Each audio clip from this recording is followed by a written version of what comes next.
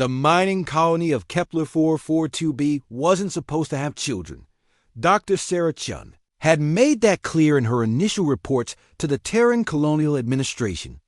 The harsh winds, the toxic spores that bloom every 47 days, the predatory pack hunters that emerged from the crystalline caves, none of it was suitable for young life.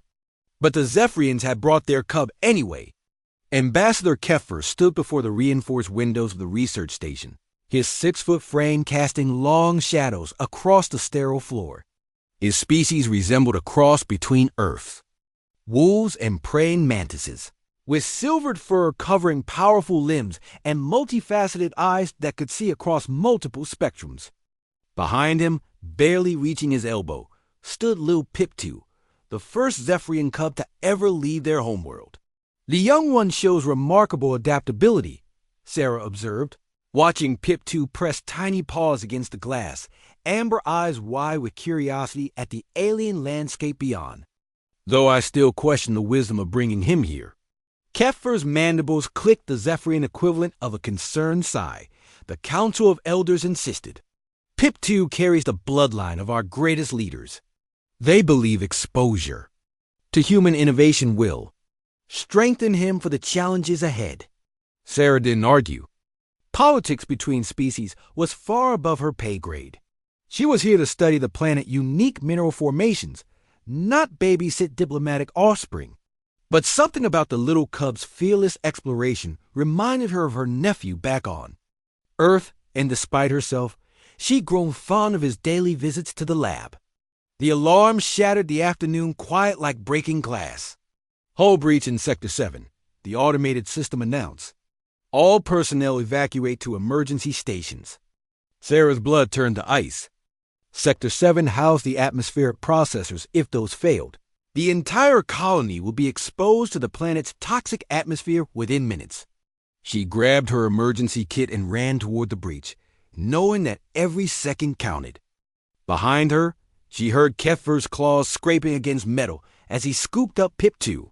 The cub made small chirping sounds of distress, not understanding the danger, but sensing the adult's fear.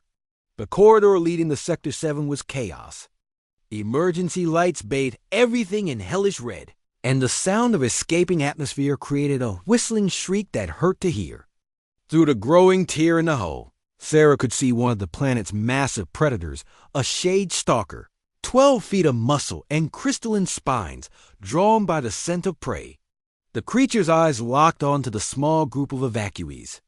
Its hunting instincts, evolved over millions of years, identified the weakest target immediately. Pip-2, the shade stalker, moved with liquid grace, flowing through the breach like dark water. Kepler positioned himself protectively in front of his charge, but Sarah could see the terror in his compound eyes. Zephyrians were built for speed and intelligence, not combat. Against a predator of this size, he wouldn't last 10 seconds. Time slowed to a crawl. Sarah watched the creature's muscles bunch as it prepared to spring. She saw Pip-2's small form trembling behind his guardian. She thought of her nephew's laugh, of Pip-2's endless questions about human technology, of the way the little cub had started trying to mimic human facial expressions. She didn't think. She moved. Sarah threw herself between the shade stalker and its intended prey just as the creature lunged. 1,200 pounds of alien predators slammed into her with the force of a mag-left train. She felt ribs crack, felt her shoulder dislocate as razor-sharp claws raked across her back. The creature's breath was sulfur and decay as it prepared to finish her. The emergency blast doors slammed shut. Colony security, finally responding to the breach, had sealed the sector. The shade stalker found itself trapped in a rapidly depressurizing chamber, cut off from its escape route. Within moments, the creature lay still. Sarah lay crumpled against the wall, her vision swimming from blood loss and pain. Through the fog, she heard Pip-2's distressed chirping and Kepler's rapid, clicking speech as he called for medical assistance. Why?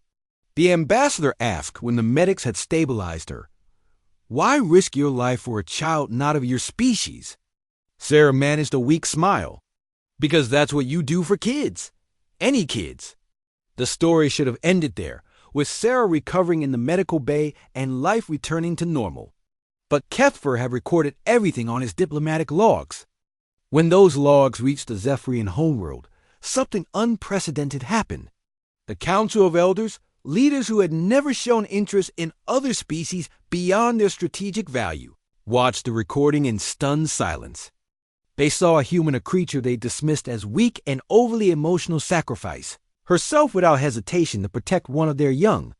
Elder Vashti, oldest and most respected of the council, spoke first. She threw herself at certain. Death ... for our cub. The pack bond extends beyond species for these humans, another elder observed. This changes our understanding of their nature. Within days, artisans across the Zephyrian homeworld began creating sculptures depicting the scene, not of their own heroes, but of a small human woman standing between death and a Zephyrian cub. Poets composed verses about the guardian of small lives. Children played games where they pretended to be brave like the human Sarah.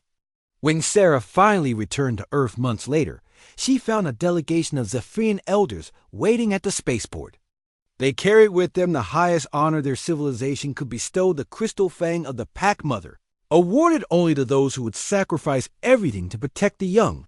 You are Pack kin now, Elder Vashti explained as he placed the ceremonial necklace around her neck. Your story will be told for generations.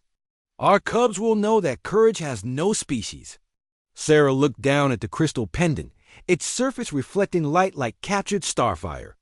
She thought of Pip too, now safely back on his homeworld, probably driving his tutors crazy with questions about human bravery. She thought of all the barriers between species, and how sometimes it took just one moment of instinctive compassion to tear them down. I just did what anyone would do, she said. Kethver's mandibles clipped in what she'd learned was Zephyrian laughter. No, Dr. Chun, you did what a human would do, and that has made all the difference.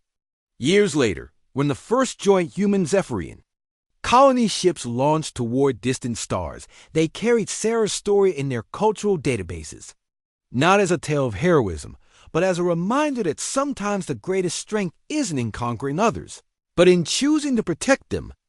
The universe, it turned out, was big enough for both predators and guardians, and humanity had chosen their role.